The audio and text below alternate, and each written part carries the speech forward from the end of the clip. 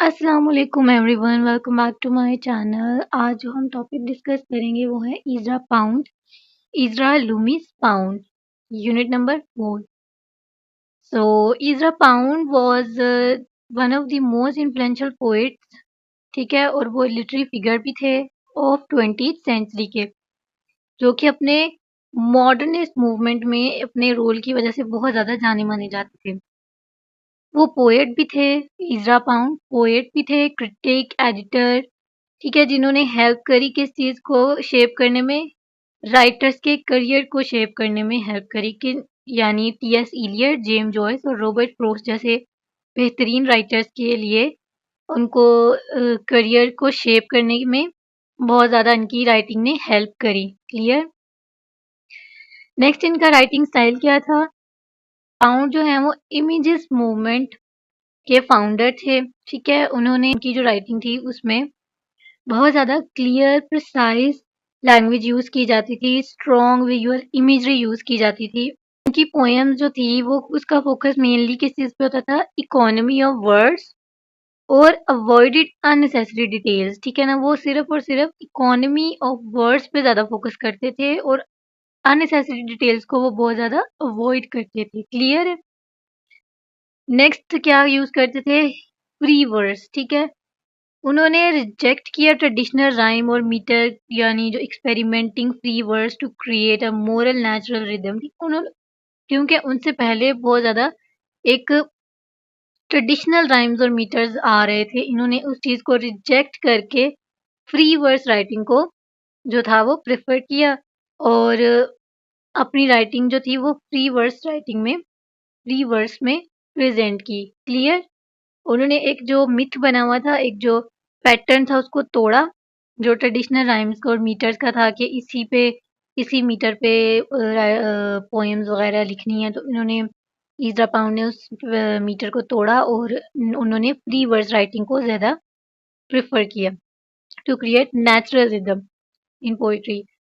Point number third, इन्होंने क्या इनके राइटिंग स्टाइल में क्या था? Allusions and historical references. ये एल्यूएंस और हिस्टोरिकल रेफरेंसेस को यूज करते थे, यानी जो चीज़ ऑलरेडी हिस्ट्री में हो चुकी है, जो कि रियलिटी है हिस्टोरिकल इवेंट का, उस चीज़ को ये ज़्यादातर अपनी पोइट्री में बयान करते थे, ठीक है ना। यानी जो हिस्ट्री में मिथ थे, यानी क्लासिकल लिटरेचर वगैरह जो थी, वो उस चीज़ को इन्होंने अपनी पोइट्री में ज़्यादातर बयान करते थे। पॉइंट नंबर फोर्थ है इनकी राइटिंग स्टाइल में कि एक्सपेरिमेंटल एंड फ्रेगमेंटेड।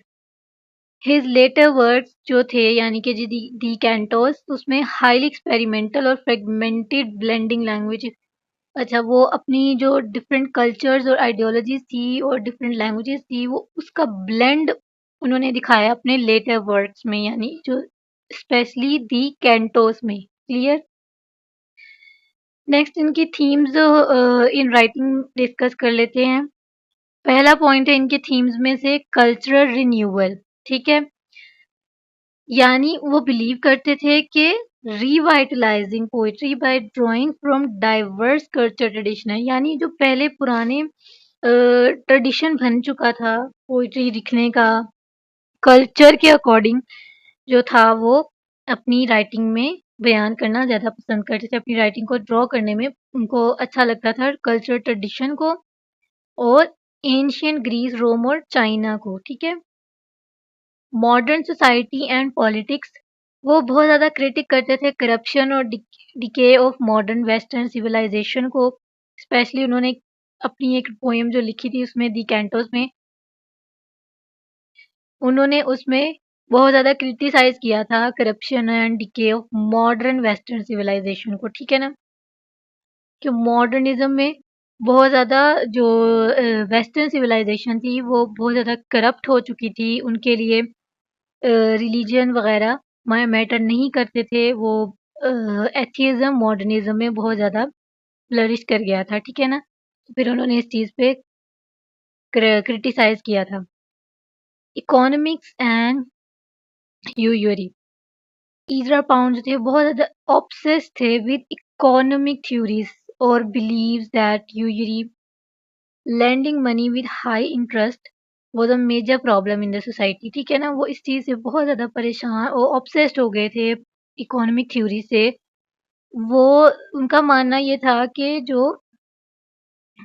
हमारी सोसाइटी है, इज़रा पाउंड ने कहा कि उस टाइम पे जो 20th सोसाइटी थी 20th सेंचुरी की, उसमें बहुत ज़्यादा मनी लेंडिंग पे ली जा रही थी, उधार ली जा रही थी विद हाई इंटरेस्ट। तो ये उनका बहुत बड़ा प्रॉब्लम था। ये भी उनके थीम्स में इंक्लूडेड है। फोर्थ थीम था हिस्ट्री एंड मिथोलॉजी, यानी उनकी बहुत सारी पोएम जो थी वो एक्सप्लोर करती थी हिस्टोरिकल इवेंट्स को, मिथ्स को, legendary figures to draw lessons for the modern world, ठीक है ना? वो बहुत ज़्यादा हिस्टोरिकल इवेंट्स और मिथ्स को इनकी पोएम्स जो थी वो एक्सप्लोर करती थी, यानी जो बहुत बड़े-बड़े लेजेंडरी लेजेंड्स थे, पोएट्स गुज़र चुके थे, उनकी राइटिंग्स और उनके जो लेसन्स थे फॉर मॉडर्न वर्ल्ड, वो ईज़रा पाउंड उन चीज़ों को एक्सप्लोर करते थे। पॉइंट नंबर 5 इनका थीम में है कि वॉर एंड फैसिज्म। उनकी जो बाद की ज़िंदगी थी वो पॉलिटिकल व्यूज़ पे इन्फ्लुएंस्ड हो चुकी थी, ठीक है ना? उनकी पोएट्री में पॉलिटिकल व्यूज़ बहुत ज़्यादा नज़र आना शुरू हो गए थे, उनकी जो लेटर राइटिंग थी, ठीक है? स्पेशली ड्यूरिंग वर्ल्ड वॉर 2, ठीक है ना? जब वो सपोर्टेड थे Mussolini and made controversial radio broadcast, ठीक है? फिर उन्होंने लेटर वर्ल्ड वॉर 2 में उन्होंने ये सपोर्ट किया मिज़ोलनी, और फिर कंट्रोवर्शियल रेडियो ब्रॉडकास्ट भी उन्होंने बनाई। क्लियर? नेक्स्ट इनके मेजर वर्क्स डिस्कस कर लेते हैं। मेजर वर्क्स में सबसे पहला इनका मेजर वर्क है in a station of the metro, जो कि इन्होंने लिखा था 1913 में। A famous two line images poem capturing a fleeting moment in the Paris metro station, ठीक है ना? इसमें उन्होंने मेट्रो स्टेशन के बारे में एक पोएम लिखी थी, मेट्रो स्टेशन की इमेजरी बयान की है in a station of the metro. Clear? Next इनका है ऑफ सेल्विन मोबरले 1920, ठीक है ना? ये एक सेमी ऑटोबायोग्राफिकल पोएम थी criticising world war one and modern materialism. Clear? Next इनका जो वर्क था, major work, one of major work the Cantos 1915 से लेके 1962 तक इन्होंने इसको कंप्लीट किया था। इसमें इन्होंने his life long poetic masterpiece a long and complex epic poem filled with history, politics, economics and cultural references, ठीक है? क्लियर?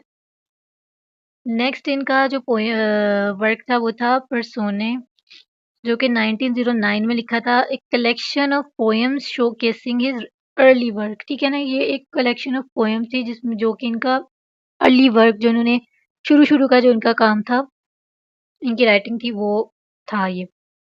नेक्स्ट था होमेज टू सेक्सटस पर्शियस 1919 में ये लिखा था, a interpretation of Latin poet Persius work, ठीक है ना? तो ये इन्होंने इनके कुछ वर्क्स हैं। नेक्स्ट इनका वर्क है द स्पिरिट ऑफ रोमांस, जो कि इन्होंने 1910 में लिखा था, critical study of medieval and renaissance literature, ठीक है ना? और ये इनके कुछ वर्क्स थे, major works. Despite his literary genius, Pound legacy is controversial due to his support for fascism and antisemitic views, ठीक है ना?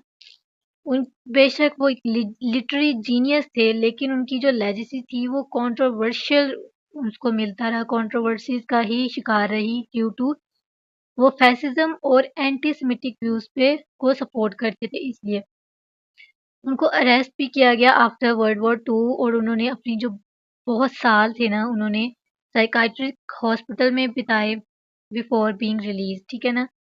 वो ताहम his contribution to modernist poetry remains significant, and his influence can be seen in the work of later poets and writers, ठीक है ना? उनकी जो मॉडर्निस्ट पोइट्री थी वो आज भी सिग्निफिकेंट है, और बाद में आने वाले जितने भी पोइट्स और राइटर्स हैं उनके लिए एक बेहतरीन नमूना है, उनके लिए बेहतरीन मिसाल है, इन्फ्लुएंस करते हैं उनको उनका काम। So it was all about Ezra Pound's, ठीक है? If you like the video please like, subscribe and share. Thank you so much for watching.